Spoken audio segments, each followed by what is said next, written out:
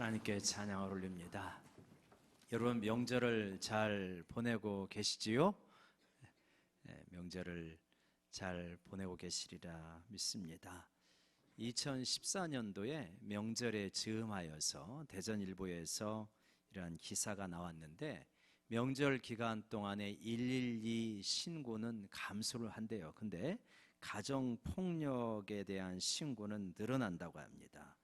그래가지고 그거를 조사를 해보니까 하루 평균 13.1건에서 명절 때는 17.6건, 그래서 한 4.5건이 더 늘어난대요. 그러니까 평균적으로 한 30-40%가 가정폭력이 증가하는 거예요.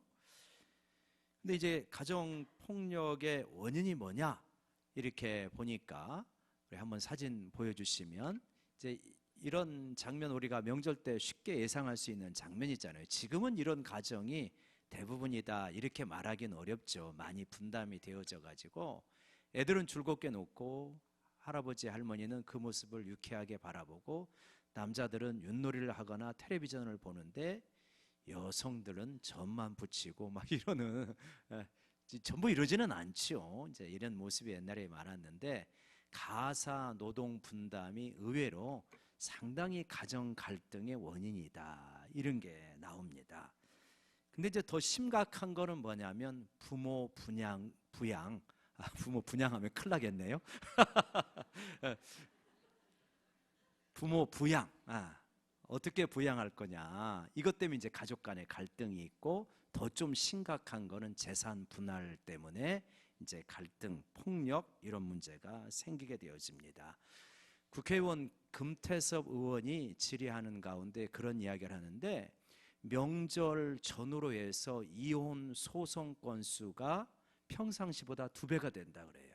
그러니까 명절이 우리가 같이 즐거워하고 행복해야 되는 시간인데, 오히려 갈등이 폭발하는 시기가 명절이 될 수 있다 하는 걸 알 수 있죠.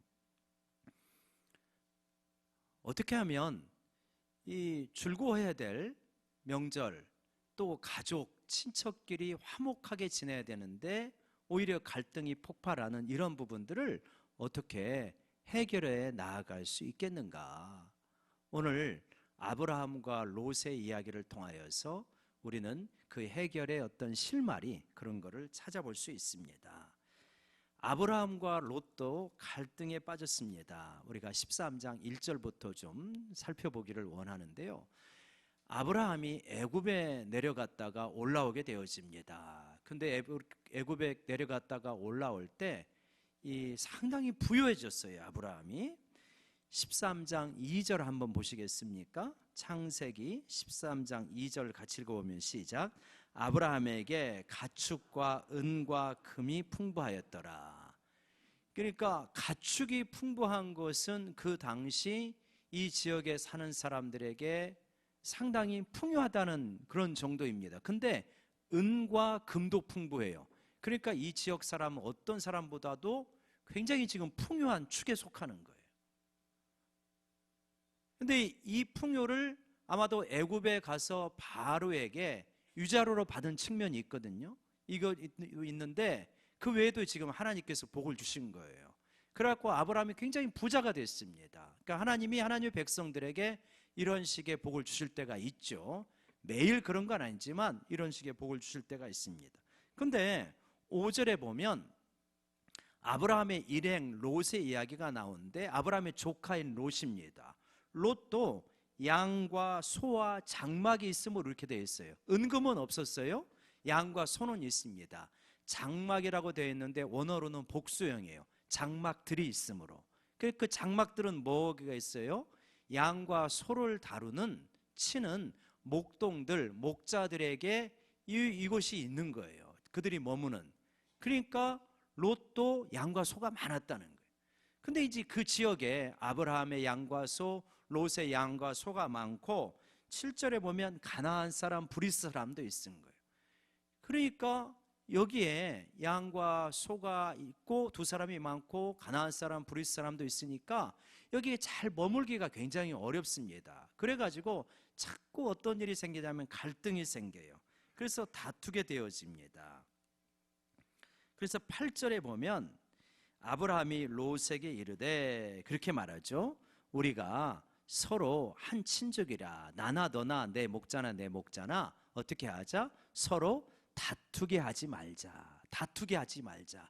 이게 다툰다는 표현을 쓰고 있는데, 이 다툰다는 표현은 이 원어로는 어떤 이렇게 물리적인 폭력을 의미하는 것이 아니에요. 법정 소송에 주로 쓰이는 단어입니다. 그러니까 이 목초지 때문에 아브라함의 목자들하고 롯의 목자들이 맨날 티격태격하는 거예요. 왜 니네 소가 자꾸 여기까지 넘어오냐? 그 니네가 뭐 그 소 밭 그 전세 냈냐? 뭐 이러면서 맨날 서로 티격태격하는 그러한 부분이 생기게 되어지는 것입니다.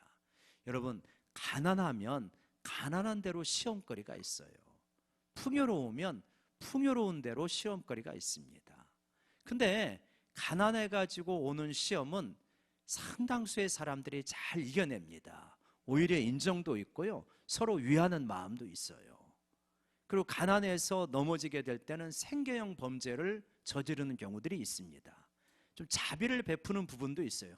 너무 배가 고파서 빵을 훔쳤어요 그러면은 자비를 베푸잖아요. 그런데 유흥비를 얻기 위해서 훔쳤어요 하면 자비를 안 베풉니다. 그러니까 가난의 시험이 있고 풍요의 시험이 있는데, 오히려 더 질이 안 좋은 것은 풍요의 시험이고, 풍요의 시험을 통과하는 사람은 훨씬 적습니다. 풍요의 시험이 굉장히 어려워요. 예를 들어서 많은 사람들이 복권에 당첨되기를 원하잖아요. 그 집 진짜 뭐 이렇게 논았대, 대박 터뜨렸대, 뭐 보상 엄청 받았대, 굉장히 부러워합니다만 실제로 풍요의 시험을 잘 통과하는 것은 굉장히 어렵다. 우리나라 복권의 당첨금은 많지 않잖아요. 한 10억, 20억 이렇게 되죠, 보통. 근데 이제 미국이라든가 유럽 쪽은 당첨금이 엄청나죠. 그 당첨된 사람들의, 거액의 복권에 당첨된 사람들의 그 결말, 이런 것들을 쭉 보니까 좋지가 않더라고요. 한번 이제 표를 보시면 쭉 옛날부터 있는데 최근 것만 좀 살펴보면 1996년에 제프리 댐피어라고 하는 사람이 2천만 달러가 당첨금을 수령했습니다. 2천만 달러면 얼마 정도 됩니까? 한 220억에서 30억 이 정도 되나요? 요새 환율로 220, 30억 정도. 근데 이 사람이 수년 후에 그 처형이 남자친구하고 함께 이 사람을 납치합니다. 그리고 살해하고 돈을 빼앗아가는 일이 생기게 되어집니다. 2005년에 키스 코프라는 사람이 1,800만 달러, 한 200억 정도. 근데 그 당첨되고 나서 얼마 후에 아내하고 이혼하고요, 여자친구를 사귀었는데 사기를 당하고 알코올 중독자로 전락합니다. 간경화로 건강이 굉장히 안 좋아졌습니다. 일간 신문에서 인터뷰를 하면서 그런 말을 해요. 내 삶은 찬란했었는데 복권이 모든 것을 망쳐놓았다. 모든 꿈이 잿더미로 변했다. 밤마다 눈물로 베개를 적시는데 돈이 있으면 무슨 소용입니까? 이런 인터뷰를 하게 되어집니다. 에브라함 섹스피어가 2006년에 3,100만 달러가 당첨이 되어집니다. 얼마입니까? 340억 됩니까? 3년 만에 탕진한다 그래요. 그리고 실종되었는데 나중에 보니까 콘크리트 판 밑에서 시신으로 발견이 되었습니다. 대부분 결과가 안 좋아요. 10명이면 8명, 9명이 안 좋습니다. 이 사람들 특별히 방탕한 사람 아닙니다. 우리들하고 비슷한 사람, 어쩌면 우리보다 절절하게 좋은 사람일 수도 있어요. 그런데 이렇게 망가지는 거예요. 이들에게 복권 당첨은 축복이 아니라 저주였다는 것입니다. 풍요가 오자 사람들이 붕괴가 되고 말았습니다. 풍요로 인하여서 갈등이 생겨질 때 굉장한 결단이 필요하다라고 하는 것을 보여줍니다. 여러분 가운데 몇 분의 얼굴은 그래도 한번 대기라도 해봤으면 좋겠어요, 이런 얼굴인 것 같은데 굉장히 시험거리가 된다는 거예요. 아브라함은 이 풍요로 인하여서 친족 간의 갈등이 생기자, 야, 우리가 친족이 아니냐, 서로 다투지 말자, 이렇게 말합니다. 자, 다투지 말자, 우리가 형제 아니냐, 우리가 친척 아니냐, 우리가 성도 아니냐, 다투지 말자, 여기까지는 모두가 동의해요. 근데 어떻게 해야 다투지 않을 수 있는 겁니까? 여기서는 의견이 갈라져요. 대부분의 의견은 무엇입니까? 네가 양보해라. 그래야 다투지 않지 않느냐. 상대방도 마찬가지죠. 당신이 먼저 양보해봐. 그러면 다투지 않을 수 있어. 여와 야가 싸우는 것도 그거잖아요. 자기 중심성에 충실하고 자기 이익에 충실하기 때문에 해답이 없는 거예요. 어느 시어머니에게 이 두 며느리가 있었는데 명절 때 와서 명절을 잘 보내고 갈 때 이제 보따리를 2개 싸놓는답니다. 그리고 이거는 큰애 거, 이거는 작은애 거. 근데 이 작은 며느리가 욕심이 좀 있었는가 봐요. 눈치도 빠르고. 그래서 이건 큰애 거, 이건 작은애 거다 하면 이 둘째 며느리가 콕 눈을 이렇게 빨리 굴리면서 어떤 것이 큰가 이렇게 막 재고 있더래요. 그러니까 시어머니가 몇 번 그렇게 하니까 야, 이거 안 되겠다 해가지고 지혜를 낸 게 그거라래요. 2 보따리를 싸놓고 자, 이게 2 집 건데 너희들이 알아서 가져가라 이렇게 했다고 그래요. 그 다음부터 뭐 이렇게 비교하는 일이 별로 적어졌다고 합니다. 롤스라고 하는 사람이 어떤 케이크 이론을 말했죠. 어떻게 해야 공평하고 정의롭게 나눌 수 있느냐. 그래서 존 롤스가 케이크 이론을 나누면서 어떻게 합니까? 자, 케이크를 나누고 나누는 사람과 선택하는 사람을 분리하라 그랬죠. 그러니까 케이크를 나누라는 거. A라는 사람이 케이크를 나누고 A가 먼저 선택하면 저렇게 나누면 A는 뭘 가져가겠습니까? 큰 거 가져가죠. 그러면 저 조각을 가져가는 B가 억울감이 생기는 거예요. 분하다. 나도 내가 케이크를 나누고 내가 선택할래. 그러면 저거보다 더 작게 나눠주겠죠. 그러니까 그렇게 하지 말라는 거예요. 케이크를 A가 나누면 선택은 누가 해라? B가 하라는 거예요. 그래야 공평하다. 그러면 어떻게 B가 나누겠습니까? 정말 정확하게 나눌 거요. 50대 50, 51대 49가 될까 봐 무서워할 거예요. 이만큼 우리가 자기 중심적이고 자기 이익에 충실하다는 거죠. 그래서 아브라함은 벌써 이러한 것을 알기 때문에 굉장히 지혜롭게 말합니다. 관대하게 말합니다. 자, 조카 로사, 우리가 형제인데 다투면 안 되겠다. 그러니 선택해라. 나를 떠나고 선택해라. 대신 선택권은 네가 가져라. 네가 동을 선택하면 내가 서를 선택하고, 네가 남을 선택하면 내가 북을 선택하겠다. 삼촌입니다. 그리고 롯의 부유의 상당 부분은 삼촌의 덕분으로 커진 거예요. 그렇지만 자기의 우선권, 기득권을 주장하지 않고 롯에게 선택하라고 말합니다. 화목하게 지내려면 무엇이 필요한가? 갈등을 해결하려고 하면 무엇이 필요한가? 이렇게 선택권을 양보하는 것이 있게 되어질 때 화목의 길이 열릴 수 있다 하는 것을 보여주는 거죠. 여러분, 이렇게 되면요, 롯이 괜찮은 사람이면 어떻게 말해야 됩니까? 아닙니다. 삼촌께서 먼저 선택하십시오. 이래야 이게 정상이잖아요. 이게 이야기가 되는 거잖아요. 롯 그렇게 하지 않았습니다. 눈을 들어서 산하를 살펴봅니다. 잘 관찰하는 거죠. 그래서 어디가 더 목축하기에 좋은가, 이거를 살펴봅니다. 한번 10절 보실까요? 10절을 보면 롯이 쭉 살펴보니까 요단, 지금의 요르단이라고 하는 지역입니다. 지금의 사해 그쪽 그 건너편 그 지역을 쭉 보니까 거기가 목축하기가 굉장히 좋았어요. 그래서 온 땅에 물이 넉넉하니 여호와께서 소돔과 고모라를 멸하시기 전이었으므로 무엇과 같았더라? 여호와의 동산과 같았고 애굽 땅과 같았더라는 거예요. 굉장히 풍성해 보입니다. 풍요로워 보여요. 그러니까 여호와의 동산, 에덴 동산은 뭐가 많은 겁니까? 물이 많은 거예요.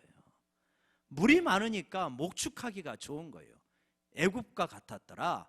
애굽에 가보면 물이 많습니다. 나일강이 굉장히 비옥해가지고 아주 구석구석까지 물줄기가 흘러와요. 그래서 이모작이 충분히 가능하고 이 밭에 배추나 무 같은 것도 굉장히 큽니다. 그러니까 애굽 땅에 대한 기억이 아직 남아 있잖아요. 야, 저기 같으면 풍요롭게 살겠구나라고 생각을 하고 그 땅을 선택하게 되어지는 것입니다. 그러니까 롯의 선택의 기준은 무엇이냐? 풍요인 거예요. 풍요. 어디 가면 더 부유하게 살 수 있느냐. 오늘날도 이런 선택들을 많이 하지 않습니까? 우리가 붕괴하는 기사들이 가끔 있잖아요. 국가에서 애를 써가지고 양육한 엘리트들이 이 기술을 팔아먹고 본인은 막 100억, 200억 챙기고 해외로 날아가는 거예요. 아주 나쁜 사람들이에요. 그들에게는 국가 공동체, 그 다음에 의리, 어떤 책임 이런 게 없어요. 나 혼자만 잘 살면 돼. 남는 거는 현금이다. 이런 악한 선택들을 하는 사람들이 종종 있어요. 그러면 그 끝이 어떻게 될까요? 좋을까요? 좋을 수가 없어요. 롯을 보면 압니다. 롯이 풍요를 선택해서 갔잖아요. 그런데 결과가 어떻게 되어지는 겁니까? 롯의 행로가 이후에 쭉 나오게 돼요. 한번 창세기 13장 12절을 보게 되면 어떻게 합니까? 롯이 그 장막을 옮겨서 소돔까지 이르렀더라. 14장 12절을 보면 소돔에 거주하는 아브라함의 조카 롯도 이렇게 해가지고 소돔 땅에 들어가서 거주합니다. 소돔 성에 들어가서 19장 1절에 보면 두 천사가 소돔을 이제 멸망시키려고 소돔에 이르렀을 때 마침 롯이 소돔 성문에 앉아 있어요. 성문에 앉아 있다는 말은 무슨 말입니까? 룻기에 보면 보아스가 성문에서 이 기업을 물으는 이야기가 나와요. 성문은 중요한 회의를 하고 법정 판단을 하고 결정을 하는 곳이 성문입니다. 그러니까 롯이 소돔 성 안에서 상당히 재판관과 같은 역할, 그 사회의 어떤 안착했을 뿐만 아니라 지도자적인 위치까지 올라갔다는 것을 의미하는 거예요. 여기까지는 좋습니다. 여기까지는 막 잘 되어져 가는 것 같아요. 자기가 원했던 풍요, 이걸 누리는 것 같아요. 그 다음에 어떻게 됐죠? 1장과 30장, 19장 1절과 30절 사이에 소돔 성의 파멸이 나옵니다. 붕괴가 나오죠. 하나님의 심판이 나옵니다. 그리고 나서 도망쳐가지고 롯이 그 두 딸과 함께 굴에 거주하였더니 19장 후반부에 가보면 그 두 딸의 사위가 있었는데 사위에게 롯이 말합니다. 야, 여호와께서 이 성을 멸망시키니 우리가 빨리 도망치자, 나가자. 그랬더니 두 사위가 뭐라고 합니까? 어떻게 여겼더라? 농담하고 계시네요. 농담으로 여겼더라. 완전히 철저하게 세속적인 두 사위예요. 롯의 아내는 어떻게 됐습니까? 그 성이 하나님의 심판을 받고 있는데 너무 미련이 많은 거예요. 그래서 계속 뒤돌아봅니다. 그래가지고 어떻게 됐죠? 소금 기둥이 되었더라. 그리고 자신은 두 딸과 함께 굴에 살아가는 그러한 비참한 전락을 맛보게 되어지는 것입니다. 풍요를 쫓아갔는데 풍요는커녕 텅 비게 되어지는 것, 이거를 말하고 있는 거예요. 선택의 기준이 의로움이 아니고 풍요가 되었을 때 그 풍요는 금방 그 바닥을 드러나게 됩니다. 그래서 우리가 어떤 중요한 선택의 순간에 풍요를 기준으로 선택할 것인가, 하나님 앞에 의로움을 기준으로 선택할 것인가 하는 것은 너무나 중요한 갈림길이다. 우리 사랑하는 성도님들이 풍요를 쫓아가시는 것이 아니라 의로움과 진리와 사랑을 쫓아가시기를 주의 이름으로 축원합니다. 왜냐? 그 길이 살 길이에요. 그 길이 옳은 길이기 때문에 그래요. 아브라함은 달랐어요. 아브라함은 양보했습니다. 풍요보다는 가족 간의 화목이 더 중요한 거예요. 하나님 앞에 바르게 서는 것이 훨씬 중요했기 때문에 아브라함은 풍요를 선택한다면, 자, 내가 좋은 땅 선택할 거니까 너는 나머지 가져, 이렇게 할 거 아닙니까? 그냥 아브라함은 그렇게 선택하지 않아요. 아브라함은 그 뒤에 창세기 14장에 보면 롯이 전쟁에서 포로로 끌려가는 장면이 나와요. 그래갖고 뒤쫓아가가지고 롯을 구하고 전리품을 잔뜩 얻었습니다. 그때 소돔 왕이 와요. 소돔 왕이 와가지고 아브라함, 이렇게 전쟁에서 사람들을 구해주니 참 고맙습니다. 사람들만 내게로 보내주시고 그 수많은 전리품은 가져가십시오. 이런 장면이 나오거든요.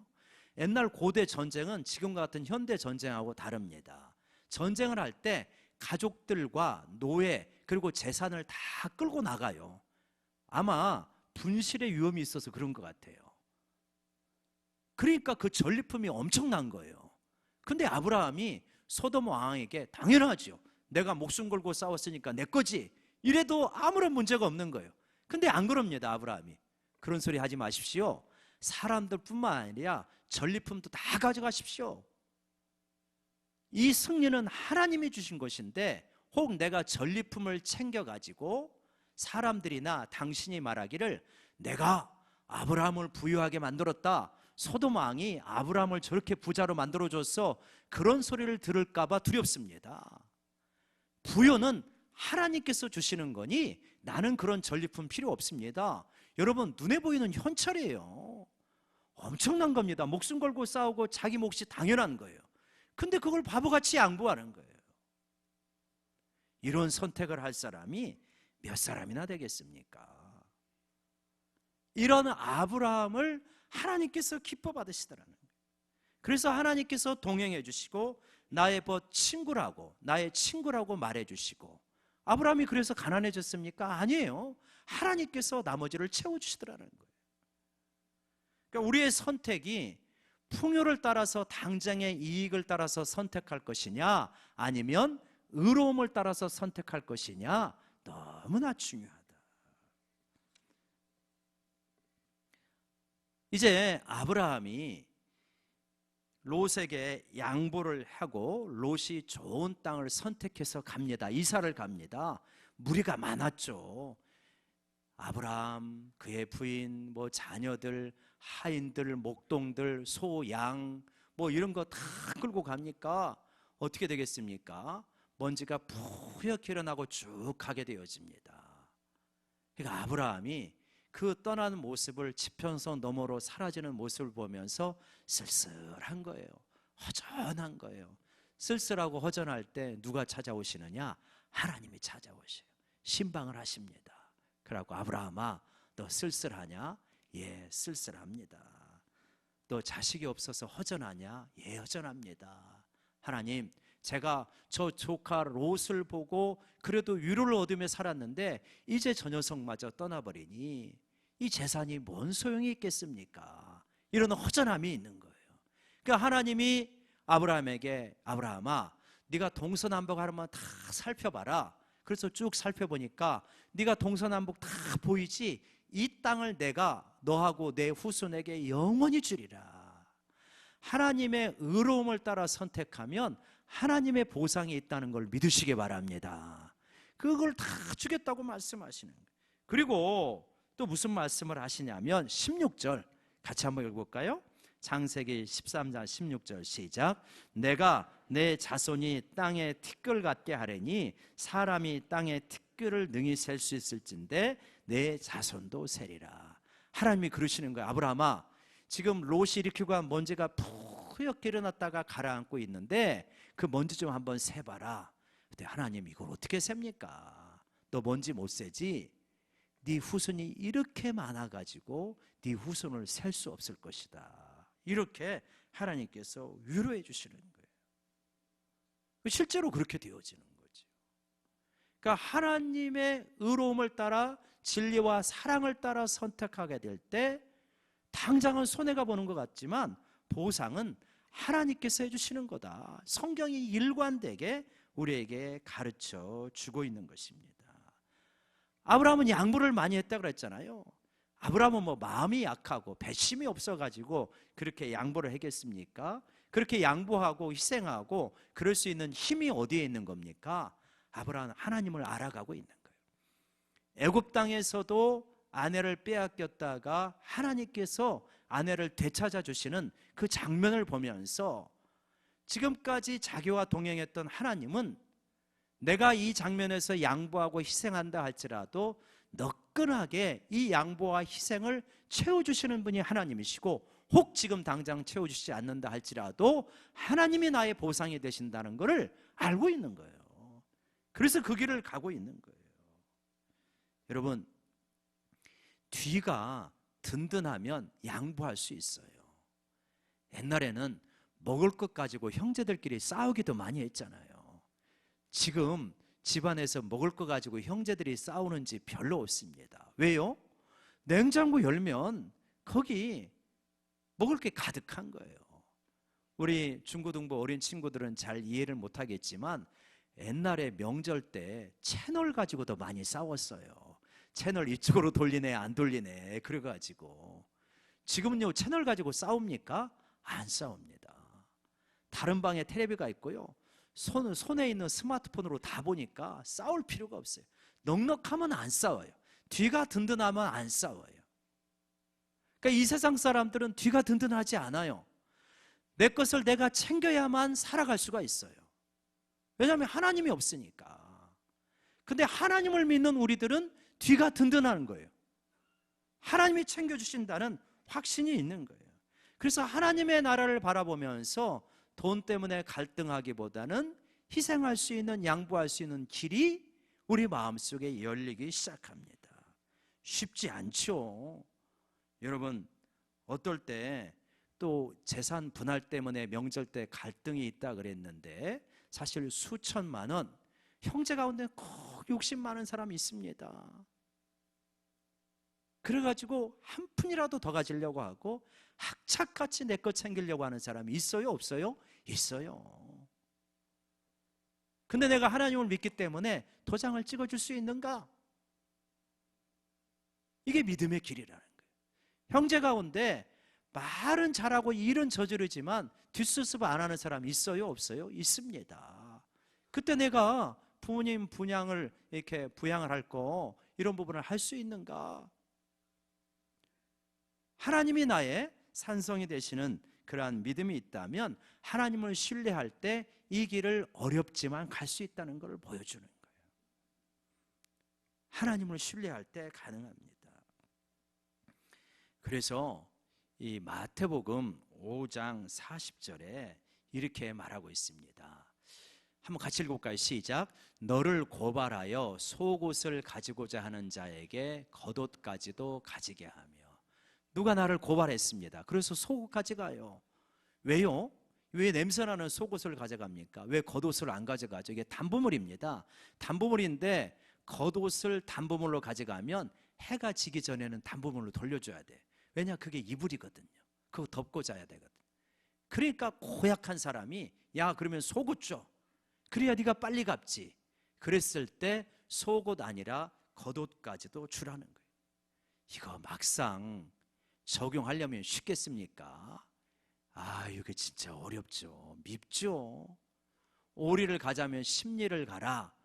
여러분, 명절의 갈등 중에 하나가 가사 분담이라고 하는데 오리 가자면 십리를 가라. 이런 사람이 이 가정에 한 두세 사람만 있으면 갈등할 일이 뭐가 있겠어요. 다 쉬어. 텔레비 봐. 얼마나 피곤하겠어. 쉬어. 내가 다 할게. 이런 사람이 많으면 얼마나 가정이 천국이 되겠습니까? 왜 나는 일하는데 너는 쉬고 있냐? 이 마음 때문에 불편한 거잖아요. 이게 어려운 거거든요. 근데 이렇게 할 수 있는 이유는 뭐냐? 뭐라고 합니까? 하늘에 계신 아버지가 너희 아버지이다. 하나님이 너희를 챙겨주시기 때문에 이것이 가능하다라고 이렇게 말씀하십니다. 여러분, 우리가 화평의 길에 갈 때 꼭 하나 더 생각해야 될 것이 있는 것 같습니다. 가족, 친척, 성도 뭐 말할 것 없이 우리가 공동체를 이루며 살아가야 될 때, 그럴 때 우리가 꼭 해야 되는 거 하나가 있는데 뭡니까? 용서입니다. 용서. 친척끼리 오랜 세월 부모님 문제로, 재산 문제로, 혹은 뭐 여러 가지 일로 이렇게 할 때 여러분 용서하지 않고 이게 살아가는 게 얼마나 힘듭니까? 용서 안 했는데 가족끼리 모여야 돼요? 고통입니다. 가기 전부터 스트레스예요. 가기 전부터. 별별 일들이 다 있잖아요. 꼭 친척이 모이면 자랑하는 사람이 있고, 꼭 친척이 모이면 기분 나쁘게 말하는 사람이 있고, 그래갖고 용서를 안 해요. 용서를 안 하면 가고 싶지도 않고 가도 즐겁지도 않고, 그게 우리들의 모습이 있는 거예요. 근데 용서해야 돼요. 용서해야 돼요. 왜 용서해야 되느냐? 용서하지 않으면 주님은 뭐라고까지 말씀하시냐면 너희가 용서하지 않으면 너희 죄 사함을 받지 못한다라고까지 심각하게 말씀하셔요. 우리가 행위로 용서받는 건 아니지만 너무나 큰 용서를 받지 않았느냐? 그러니 너도 용서해야 된다 이렇게 말해요. 근데 이제 우리가 용서에서 헷갈리는 측면이 이거더라고요. 용서하고 친하게 지내는 것은 조금 다릅니다. 용서는 상대방이 나에게 잘못했고 상대방이 사과를 하든 안 하든 간에 내가 하는 게 용서인 거예요. 상대방이 사과를 하고 다시 잘 지내자고 하면 더 이상 바람직한 게 없죠. 그러나 상당히 많은 사람들은 잘못했지만 전혀 깨닫지 못합니다. 여전히 자기 길을 갑니다. 그런데 우리들은 용서하는 거예요. 왜냐? 그것이 주님의 명령이고 그것이 옳기 때문이에요. 용서하지만 내가 너무 고통스럽기 때문에라도 용서를 해야 되는 거예요.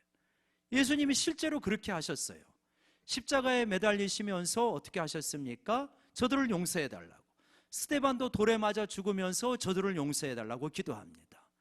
그들을 용서했다고 해서 주님이 혹은 스데반이 그들과 친하게 지냈느냐? 그렇지 않은 거예요. 우리 PPT 한번 보여주시면 그렇게 되어 있죠? 한번 같이 읽어볼까요? 시작. 용서한다고 해서 반드시 우리는 우리를 괴롭힌 사람과 다시 친하게 지내지 않고서도 용서할 수 있다. 네.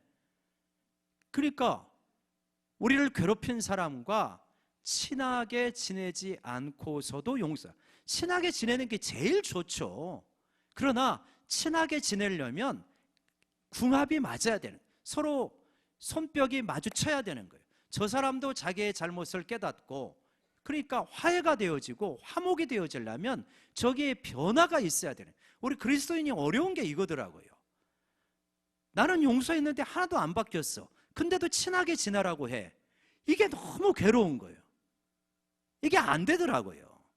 친하게 지내는 거는 상대방도 변화가 되어져야, 예전의 신뢰관계로 변화가 되어야 친하게 지낼 수 있어요. 그러나 용서는 할 수 있다는 말이에요.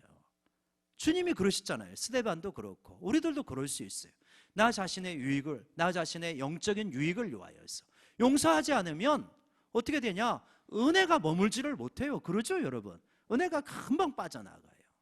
용서하지 않으면 평안이 없어요. 내 마음속에 기쁨이 없어요. 사실 잘잘못은 저 사람이 전부 잘못한 것 같지만 우리 보통의 관계의 잘잘못은 상당히 또 이렇게 6대 4라든지 7대 3이라든지 이런 퍼센트가 있잖아요. 근데 문제는 상대방은 자기가 3의 잘못밖에 없다고 생각하고 나도 나는 3의 잘못밖에 없다고 생각하니까 이게 문제가 생기는 거서, 하나님이 더 정확하게 실체적인 진실을 아시죠. 어쨌든 우리에게 있어서 필요한 것은 친하게 지내는 것은 더 최선이지만 설사 그렇지 않다 할지라도 용서하는 것이 우리들에게 필요한 것이다.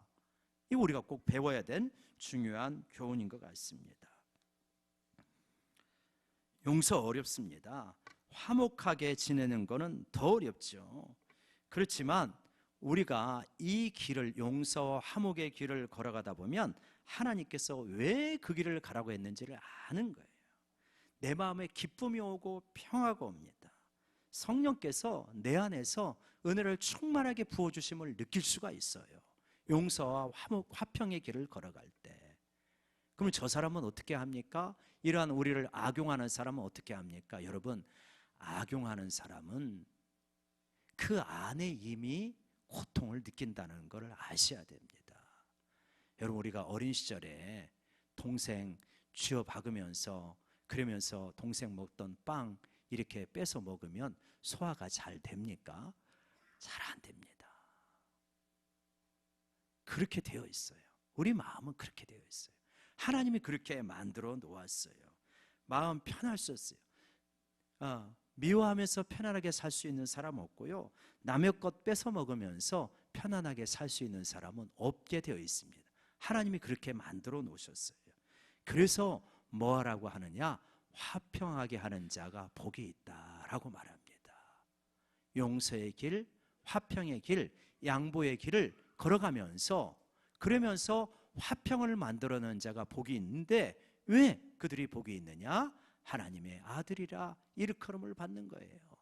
마태복음 5장 9절에서 그렇게 말씀하고 있죠. 한번 읽어볼까요? 시작. 화평하게 하는 자는 복이 있나니 그들이 하나님의 아들이라 일컬음을 받을 것이며. 세상의 아들, 마귀의 아들은 화평의 길을 거부합니다. 이익의 길을 추구해요. 악착같이 손해보지 않습니다. 한 푼이라도 더 챙깁니다. 관계가 깨어져도 개의치 않습니다. 더 중요한 건 내 이익이에요. 그 길은 세상의 길이요, 마귀의 길이요, 망하는 길이다. 그러나 아브라함이 걸어갔던 길, 화평의 길, 용서의 길, 화목의 길, 양보의 길, 그 길은 하나님의 자녀의 길이다. 그리고 이 길에 평화가 있는 것이고 기쁨이 있는 것이고 이 길을 걸어갈 때 생명이 있는 것이다. 그래서 그러면 그렇게 손해보는 건 누가 채워줍니까? 내가 너의 아버지다. 아버지가 자녀가 필요한 거 너끈하게 채워주고도 남음이 있다. 하나님이 그렇게 말씀하십니다. 이 화평의 길을 걸어갈 수 있는 우리 모두가 되셔서 어디에 가든 화평을 창조하는 하나님의 자녀가 되시기를 주의 이름으로 축원합니다. 축원합니다. 기도하시겠습니다.